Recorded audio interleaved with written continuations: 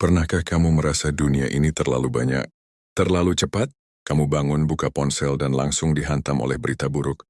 Perang, resesi, bencana, konflik di media sosial.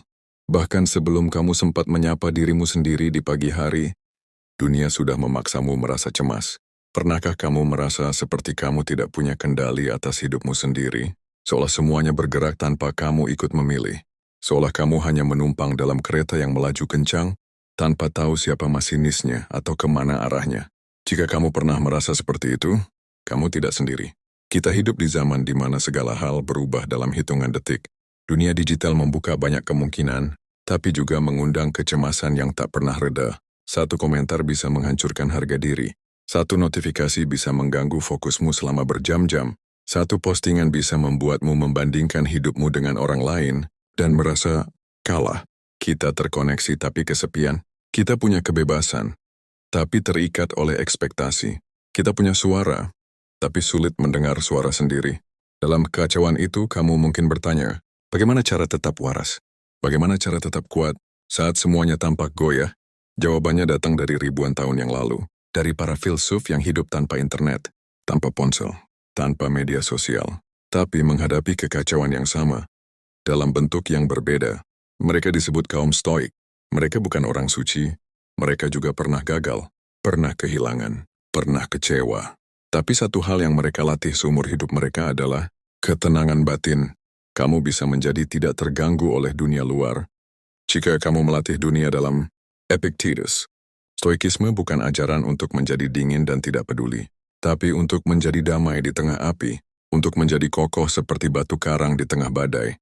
Stoikisme mengajarkan kita, dunia boleh kacau, tapi kamu tetap bisa tenang, tetap bisa berpikir jernih, tetap bisa memilih tindakan terbaik tanpa dikendalikan oleh emosi sesaat.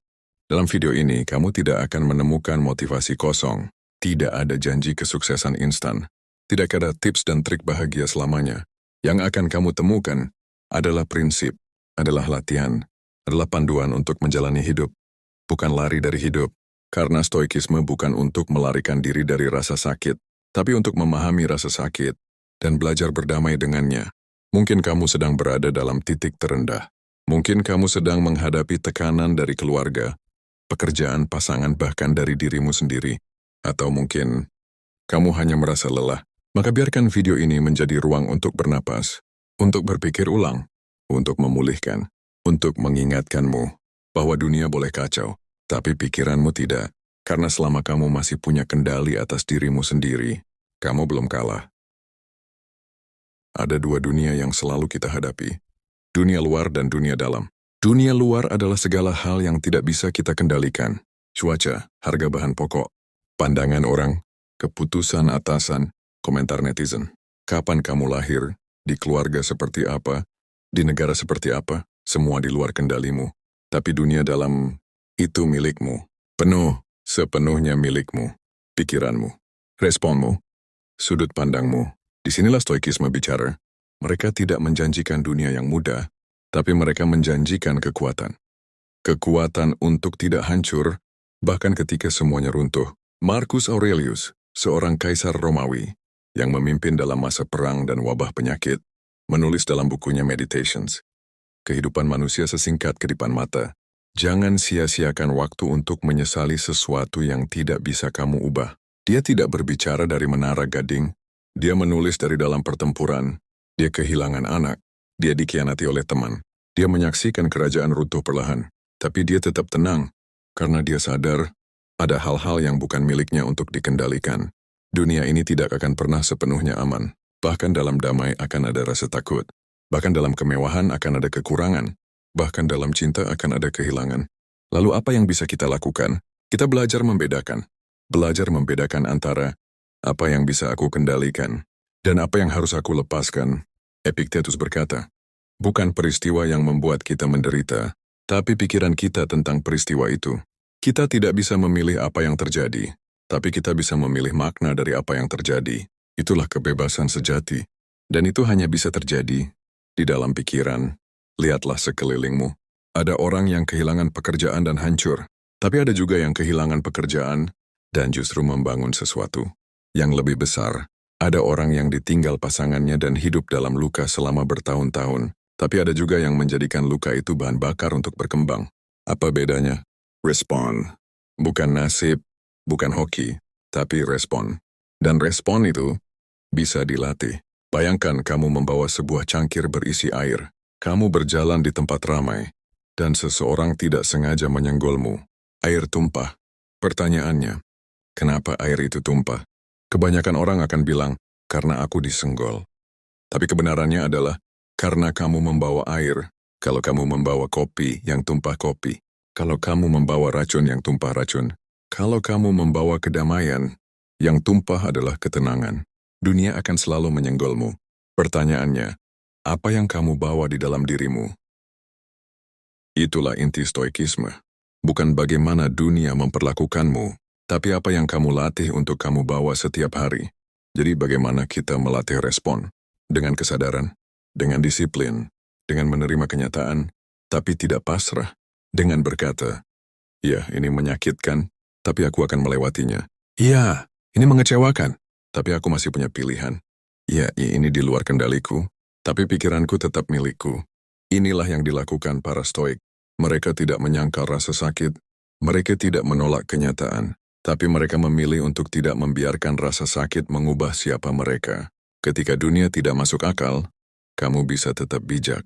Ketika orang lain membenci, kamu bisa tetap tenang. Ketika masa depan tak pasti, kamu bisa tetap hadir di hari ini. Dan saat kamu mulai menyadari bahwa kamu tidak harus ikut gila hanya karena dunia gila, kamu mulai benar-benar merdeka. Itu bukan hal yang mudah, tapi itulah latihan seumur hidup. Dan kamu bisa memulainya hari ini. Dunia kita hari ini bukan hanya dunia fisik. Kita hidup dalam dua dunia sekaligus. Dunia nyata dan dunia digital. Dan seringkali, dunia digital lebih berisik. Kamu bisa duduk diam di kamar, tapi pikirannya sedang berada di ribuan tempat, membandingkan hidupmu dengan orang yang tidak kamu kenal. Melihat orang lain berhasil, lalu bertanya dalam hati, kenapa aku masih di sini? Kamu bisa scroll selama 1 jam, dan setelahnya merasa kosong. Merasa ketinggalan. Merasa tidak cukup. Inilah jebakan zaman sekarang. Kita diberi kebebasan untuk melihat segalanya, tapi tidak dilatih untuk mengolahnya. Stoikisme mengajarkan kita untuk fokus pada apa yang kita kontrol. Pertanyaannya sekarang, apakah kamu mengontrol media sosial, atau media sosial yang mengontrolmu? Epictetus berkata, jika kamu ingin bebas, jangan menjadi budak dari pendapat orang lain. Di dunia sekarang, pendapat orang lain datang dalam bentuk like, komen, dan validasi. Kadang kamu memposting sesuatu bukan karena ingin berbagi, tapi karena ingin diterima, ingin diakui, ingin merasa cukup. Tapi stoikisme bertanya balik, apakah kamu cukup? Bahkan ketika tak ada yang melihatmu, apakah kamu bisa berdiri teguh? Bahkan ketika tidak ada yang mengapresiasi, apakah kamu tahu siapa dirimu? Tanpa perlu diberitahu oleh algoritma, inilah latihan stoik di zaman sekarang. Belajar memilah suara luar dan suara dalam, karena tidak semua suara harus kamu dengarkan. Tidak semua komentar pantas kamu simpan di kepala. Dan yang paling penting, tidak semua tekanan berasal dari luar. Banyak yang berasal dari ekspektasi diri sendiri. Kita sering merasa gagal, bukan karena benar-benar gagal, tapi karena membandingkan diri kita dengan ilusi. Ilusi bahwa semua orang harus sukses di umur 25. Ilusi bahwa semua orang bahagia di balik senyum di Instagram. Ilusi bahwa kita harus produktif setiap saat. Tapi stoikisme membebaskan kita dari semua itu. Dengan satu prinsip sederhana, lakukan yang bisa kamu lakukan, dan lepaskan sisanya. Di tempat kerja kamu bisa dikritik, tapi kamu tetap bisa tenang, karena kamu tahu apa yang kamu lakukan sudah maksimal. Di hubungan kamu bisa disalahpahami, tapi kamu tetap jujur, karena kamu tahu kamu tidak bisa mengontrol reaksi orang lain. Di dunia yang menuntut kamu untuk terus membuktikan diri, stoikisme mengajarkanmu untuk cukup dengan dirimu sendiri. Praktik stoik juga hadir dalam hal kecil, saat kamu membaca berita buruk, dan memilih untuk tidak terpancing emosi, saat kamu ingin membalas komentar jahat tapi memilih untuk diam, saat kamu menghadapi hari yang berat, tapi tetap bersyukur karena kamu masih hidup hari ini. Praktik stoik bukan teori tinggi, tapi kebiasaan kecil yang kamu ulang setiap hari. Contohnya, di pagi hari sebelum menyentuh ponsel, duduk, diam, tarik napas. Tanyakan pada diri sendiri, apa yang bisa aku kendalikan hari ini? Dan di malam hari sebelum tidur, Refleksi. Tanyakan, apa yang aku lakukan dengan baik? Apa yang bisa aku perbaiki? Itulah latihan yang dilakukan oleh Marcus Aurelius setiap malam. Seorang kaisar Romawi menulis buku catatan pribadi untuk menenangkan pikirannya. Bukan untuk dipamerkan, tapi untuk tetap waras. Sekarang bagaimana dengan hubungan? Stoikisme tidak mendorongmu untuk menjadi dingin, tapi untuk mencintai, tanpa melekat, untuk peduli, tanpa menggantungkan dirimu pada orang lain. Cintailah sesuatu seolah-olah kamu akan kehilangannya, kata Marcus Aurelius, karena hidup ini memang seperti itu. Tidak ada yang benar-benar milikmu. Kamu bisa mencintai seseorang, tapi kamu tidak bisa mengendalikan mereka. Kamu bisa bekerja keras, tapi kamu tidak bisa menjamin hasilnya. Apa yang bisa kamu lakukan? Berikan yang terbaik, dan siapkan positif. Itulah cara stoik hidup, tanpa bergantung pada hasil, tanpa dikuasai oleh harapan kosong, tapi dengan hati yang penuh kesadaran. Di tengah dunia yang sibuk dan bising, stoikisme adalah seni untuk memperlambat, untuk mendengarkan dirimu sendiri, untuk menyaring apa yang masuk ke dalam pikiranmu, dan pada akhirnya, untuk menjalani hidup dengan lebih tenang. Kadang yang kamu butuhkan bukan solusi, tapi ruang. Untuk berhenti sejenak, untuk mendengar kembali suara hatimu yang sempat tenggelam dalam kebisingan dunia. Karena kamu mungkin lelah, tapi kamu belum menyerah. Kamu masih di sini menonton video ini, mendengarkan narasi ini. Itu tanda bahwa masih ada cahaya dalam dirimu yang belum padam. Di saat seperti itu, kutipan stoik bukan sekadar kata, tapi kompas yang mengarahkanmu kembali ke pusat kendali dalam dirimu sendiri. Kamu punya kekuatan atas pikiranmu, bukan atas kejadian-kejadian luar. Sadari ini, dan kamu akan menemukan kekuatan. Marcus Aurelius. Kutipan ini bukan hanya motivasi, tapi pengingat bahwa seburuk apapun situasi, kamu selalu bisa memilih satu hal. Bagaimana kamu melihatnya? Ketika kamu melihat masalah sebagai akhir, kamu lumpuh. Tapi ketika kamu melihatnya sebagai guru, kamu tumbuh. Ketika kamu melihat luka sebagai kutukan, kamu hancur. Tapi ketika kamu menerimanya sebagai bagian dari perjalanan, kamu menjadi lebih kuat dari sebelumnya. Jangan berharap segala sesuatu berjalan sesuai harapanmu, tapi belajarlah berharap bahwa segala sesuatu berjalan sebagaimana mestinya. Epictetus. Dunia ini tidak diciptakan untuk memanjakanmu, tapi untuk membentukmu. Rintangan bukan penghalang dari jalanmu. Rintangan adalah jalan itu sendiri. Maka ketika hidup tidak sesuai rencana, tanyakan pada dirimu, apa yang bisa aku pelajari dari ini? Karena di setiap rasa sakit, tersembunyi pelajaran. Dan di setiap kehilangan, tersimpan kemungkinan baru yang belum kamu lihat. Kesulitan memperlihatkan siapa kita sebenarnya. Epictetus. Saat segalanya berjalan lancar, mudah menjadi baik. Tapi saat badai datang, siapa dirimu yang sebenarnya akan muncul ke permukaan? Apakah kamu lari dari kenyataan, atau berdiri menghadapnya? Apakah kamu menyalahkan dunia, atau mulai memperbaiki dirimu? Stoikisme tidak mengajarkan untuk menjadi sempurna, tapi untuk berani jujur pada diri sendiri. Untuk berkata, aku sedang tidak baik-baik saja, tapi aku memilih untuk tidak membiarkan ini mengubah jiwaku. Coba sekarang, tarik napas perlahan, tutup mata sejenak, biarkan semua kata-kata yang kamu dengar hari ini masuk ke dalam. Kamu tidak harus punya semua jawaban hari ini, tidak harus tahu kemana harus melangkah besok. Kadang, cukup dengan diam dan hadir sepenuhnya di momen ini. Karena banyak dari penderitaan kita bukan datang dari apa yang terjadi, tapi dari apa yang kita pikir seharusnya terjadi.